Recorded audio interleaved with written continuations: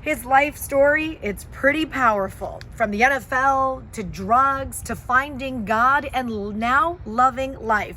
Pastor Miles McPherson from the Rock Church sits down to talk to me about his life journey and now how he's using his experience to help others. I have been counting the minutes, the seconds, the milliseconds to have a conversation with you, Miles McPherson. What an honor to have you here and for us to finally have a proper conversation. I know, we don't have to worry about the time restraints of media. I was telling my wife, homie over Charlotte, she's like, what time? 2:00. Matter of fact, I just put my silky smooth in my hair. I got the water, got the little looking good. There's so much I want to talk to you about. I mean, in the years that I've known you and you have come in and out of Fox 5, we have these like little micro conversations with each other. Like something will happen in the news and you'll be walking out and I'm like, Pastor Miles, why bad things happen to good people? And you'll start to talk to me and then you like walk out the door and then your thoughts linger in my head and then something else comes up and then we're talking about religion and I don't even know, I know where I want to go first, if it's okay. Because there might not be a lot of my friends who know your powerful, powerful story. Yeah. Could you just bring us into your world? Because every time I hear it, I get goosebumps and I never get tired of hearing your path and your journey. And I will, but I was looking at my pictures and look what I found from way back in the day. Stop it. I had dark hair there. Put that away. You got dark hair now? Yeah, but I have like highlights, I mean, grays and highlights now. So I don't know how far you want me to go back. I grew up in New York. Had 2 brothers, 2 sisters, very integrated family, white, black, Chinese, all from Jamaica, West Indies. Played football since I was 10, went to a Division III school. My college team was like a high school. We had, 100 people, 400 people at a game. It was real small. My college was like a high school. I went to a high school where my senior year, we didn't have a lot of money. So our football season got canceled after 2 or 3 games.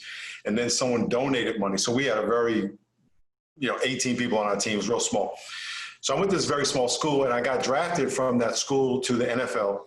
First player drafted, first NFL, first All-American, first player to play in the NFL from that school. And I started doing cocaine when I was in my first year with the Chargers, right in Mission Valley. Guys, we went into the hotel room with some players and they pulled out cocaine. I never thought I would do it. And next thing you know, I was doing it for 2 years. Smoking weed since I was in high school, chasing the honeys, all that stuff. And my first 2 years here, I was doing cocaine. And these guys on the team were sharing the gospel with me, telling me about Jesus loved me and I had to be born again. And I had heard that when I was younger. I went to Catholic school for 8 years, so I knew about Jesus. And I literally, when I was 19, 2 hippies, Charles Manson looking dudes came up to me in a department store and shared Jesus with me, and I asked Christ to forgive me. And I stopped doing drugs back when I was 19 for like, I don't know, a month. I was practically living with my girlfriend. We stopped having sex. I was like, I got to do this right. But I didn't have anybody to really help me. So I fell back into all that. So here 5 years later, I'm on the charges, and I said, okay, I'm going to stop. I'm going to give my life back to Jesus. And I stopped doing cocaine in one day. And that same day, April 12, 1984, I stopped doing cocaine, smoking weed, got back with my girlfriend, and we've been married 36 years. What a story. And here I am. and here you are now with the biggest smile, great energy just oozing out of you. And you've used that story now and your journey to help so many people, to help so many people. Once my life got turned around, I started telling people, listen, you got to know this because this can help you. And I started, and people started, asking Christ into their life started changing. And I was like, man, maybe I could do this for a living. So I played 2 more years in the NFL, and I lost interest. I was 25 years old, and I didn't want to do it anymore, which I thought was like backwards. And God said, I want you to go do this. I said, I don't know anything about that. I mean, I could talk, but that's about it. And so I retired and became a youth pastor. And I started, here's what happened, Charlie. There were some kids in my neighborhood. I lived in Rancho Penasquitas here in San Diego, and it was a lot of Filipino kids. And I never met any Filipino people, so I didn't know what nationality they were. And they were drinking beer, throwing bottles on my lawn. And I was like, look, I got to go out there and tell these kids stop voting. So I went out there and said, yo, y'all, what are y'all? Because I was like, are they Puerto, from where I'm from, you have a lot of New York, Puerto Ricans, blacks. I didn't know any Filipinos. And they say, yo, wait a minute, we Filipino, man. I said, all right, Filipino, man, stop throwing beer bottles on my lawn. And then I started inviting these kids into my house, and I had a Bible study with 9 nationalities in my house. Wow. And some of those kids to this day are now 50 years old, are going to the church still. And so that was the foundation, the beginning of my formal ministry. Love those kids. Youth ministry is still in my heart. And then I said, well, maybe I can do this for a living. So I went to the pastor of the Horizon, Mike McIntosh, said, can I have a job? And I got paid $500 a month. I had 3 kids in the house. My house payment was 3 times that. And I said, okay, I'll do it. Because God said, you just got to trust me. I said, okay. And it was 3 years before I got paid enough to live from the church. God just helped. He just took care of me and my family. Because you're taking care of so many people. Which brings me to one of my big questions, and we've talked about this in passing with each other. And at a time right now, especially, that it's just hopeless for a lot of people. And this is just a lot for a lot of people. And there are bad things happening to really good people. How do you take the moment that you got your answers and the group of the Filipino kids got their answer? That moment, is there a moment? And why are bad things happening to good people? You're going to answer this for me, because I see this on the news every single day. And I'm like, but they're good people. Why is this happening? Well, we live in an evil world. The reason we know evil because we know good. And we know good because God is good, devil's bad. There's a spiritual good. Think about this. An intelligent, loving good is God. Intelligent evil is the devil. People are strategically evil. And so there is a spiritual warfare going on between good and evil. And so the reason that bad things happen is because people do bad things. I mean, people are selfish, prideful, arrogant, flawed, make mistakes. We all do. I mean, we all have that. So the flip side is that there's none good, no, not one. I'm not a good person. I mean, I may do. You're not a good person? You know what? Let me say this. Let me say it this way. Often when we say someone's a good person, sometimes what gets missed in that understanding is that they're good all the time, right? Oh yeah, that ain't true. And that they don't make mistakes, or that they don't deserve something that's might appear to someone else as being bad. I'm a sinner, I'm flawed. I struggle with the same things everybody else does, right? This guy at church said to me really good, he put it the best. He had just got out of rehab. And we were at church, and I had just finished preaching, and he said, you know what I like about you?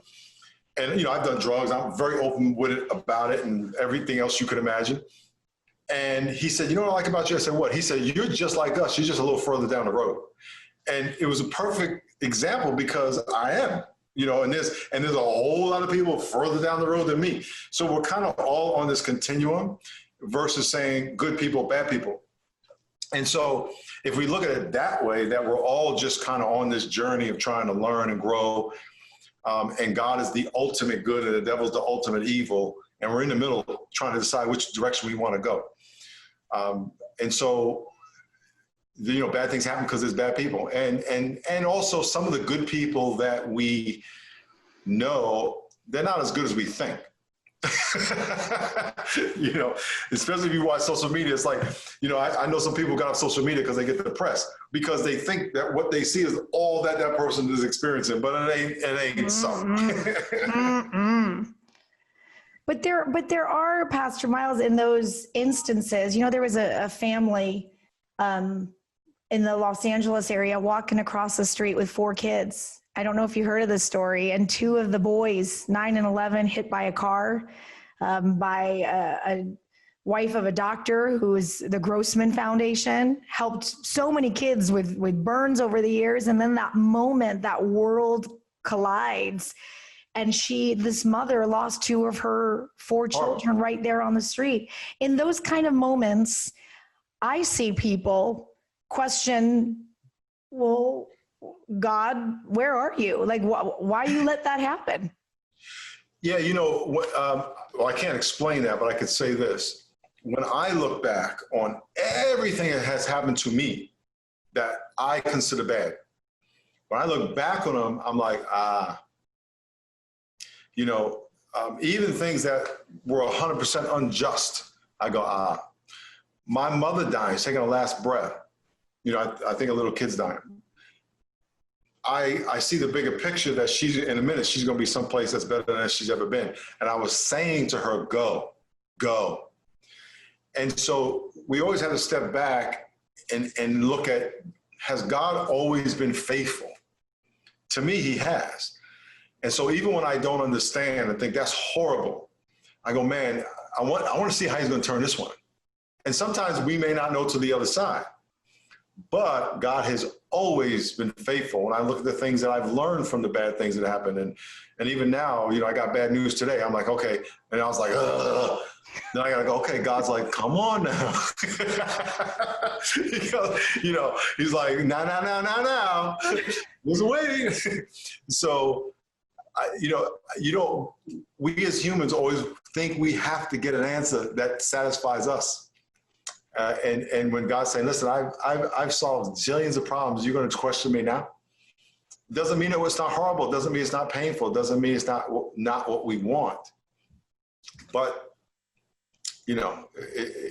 his ways are not our ways and his thoughts are not our thoughts. So he always knows more than we do. And by the way, it's not that he did it. We always blame him for stuff he didn't do. What is he trying to teach us right now? Because there has to be in 2020. Yeah. In 2020, from the second I ring in that new year, I look back at all those pictures and Happy New Year, and the series of events is just one thing after another. What do you think he's trying to teach us right now? Before I answer that question, and for all your listeners, Chalet rang in the new year big. You just got to get there. You know what? And next time I have one of my big parties, you're going to be right there in the middle because I know you got some moves. How you do that thing? I've been trying to get with what kind of dancing is that called? Because I don't want to. Persian dancing. It's called what? Yeah. Oh, the Persian thing. Yeah. I got to get that Persian. I keep wanting to do this. No. You got it. I don't think you got to get anything down. You're right there. You're going to fit in just fine. Hey, I can roll with y'all. I know you can.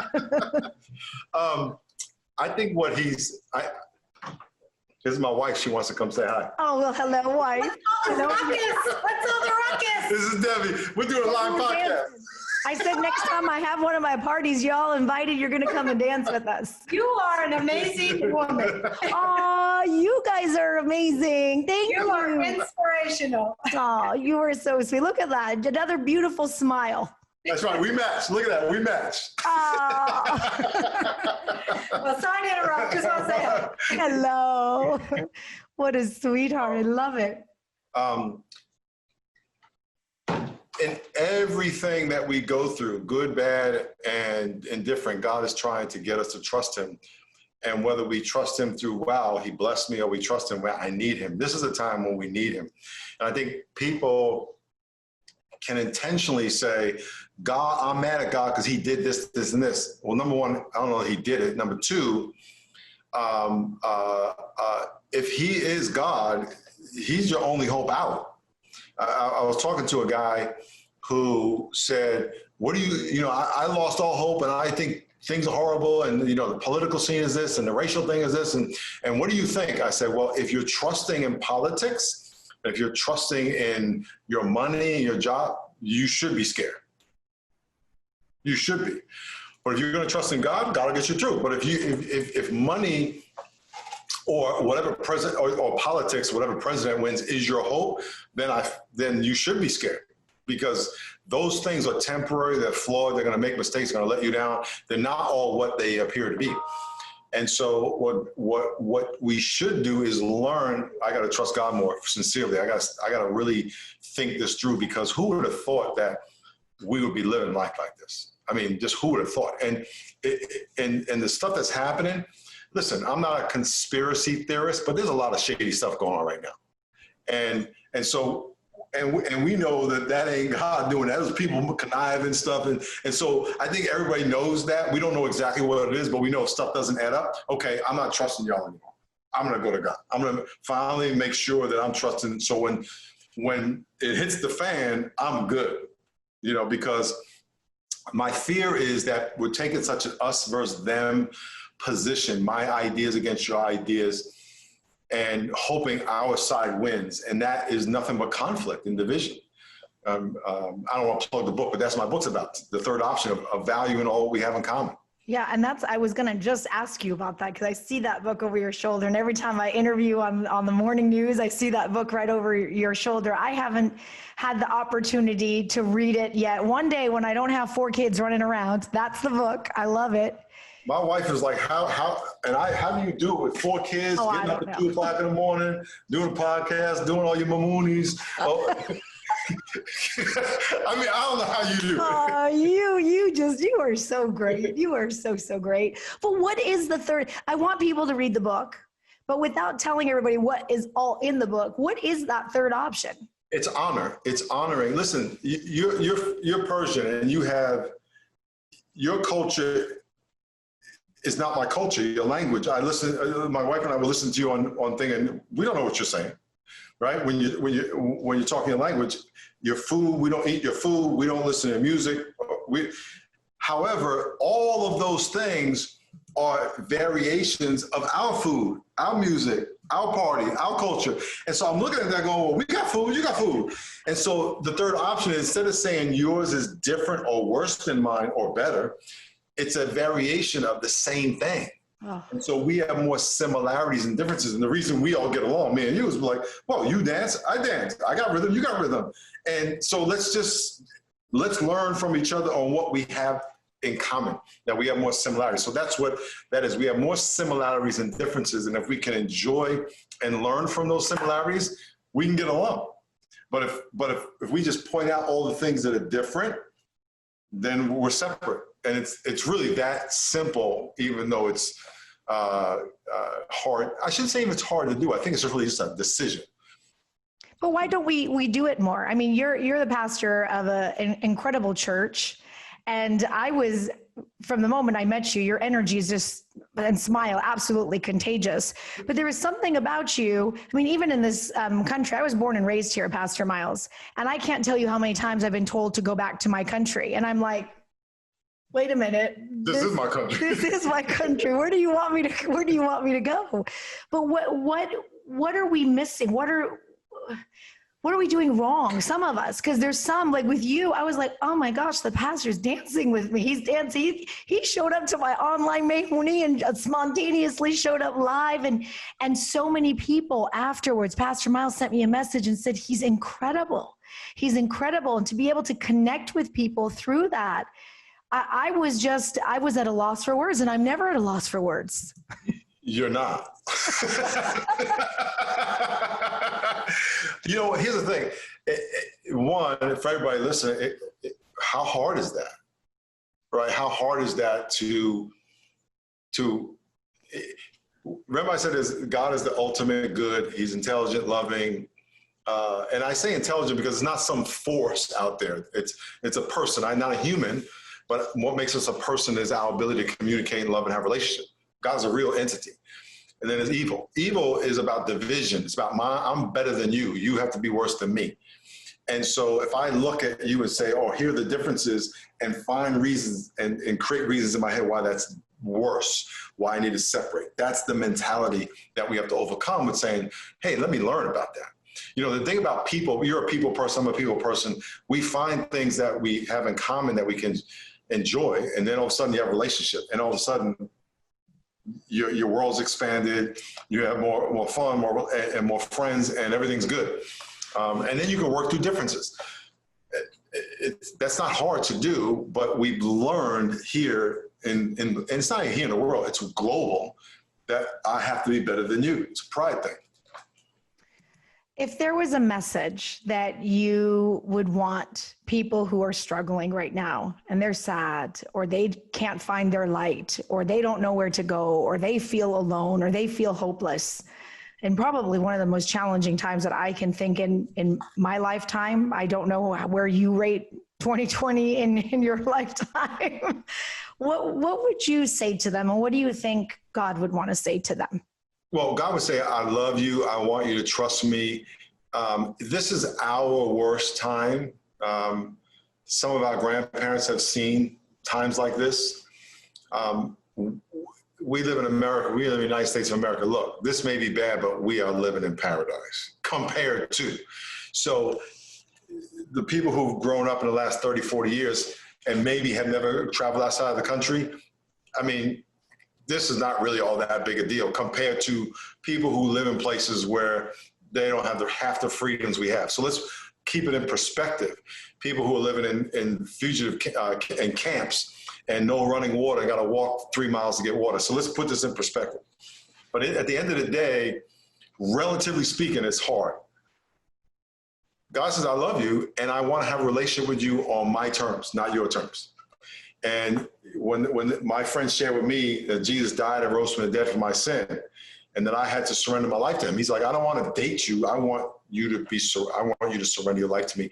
And so I can bless you with my presence, get you off cocaine, off weed, and have a relationship with you. The Bible calls it being born again, but it's actually, which is a relationship, organic union. We were made in the image of God, like a glove is made in the image of a hand, so the hand can go in the glove. So we were made in the image of God, so God can live in us. It's a relationship. So I would tell them that, and that you need to trust him, and tell him that you trust him and surrender your life to him.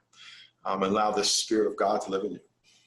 Because until then, it's just you trying to figure all this out and trying to, just make it. Even if you were to be a bazillionaire, you're still going to die. And then what? You still got to stand. You're not taking any of this with you.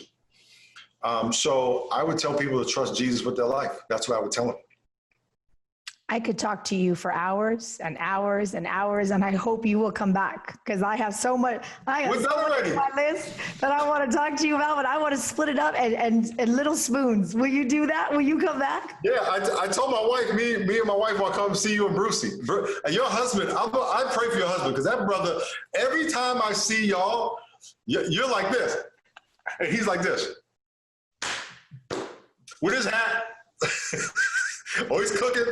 But he ain't saying anything. That brother, he'll probably tell me, Miles, look, I gave up 20 years ago. Oh, Pastor Miles, you are so on cue. I love it. I love it. Oh man, you just lit up my afternoon. Thank you for your time.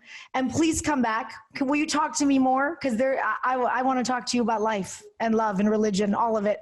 We can talk about life, love, we talk about whatever you want to talk about. I'm good. I love it. Thank you, Pastor Miles. All right, God bless you. You've been listening to It Is What It Is with Shali Zomarodi. You can join in and ask your questions live on Shali's Facebook or Instagram page. You can find so much more by following Shali on Facebook, Instagram, Twitter, YouTube, and by visiting shalD.com.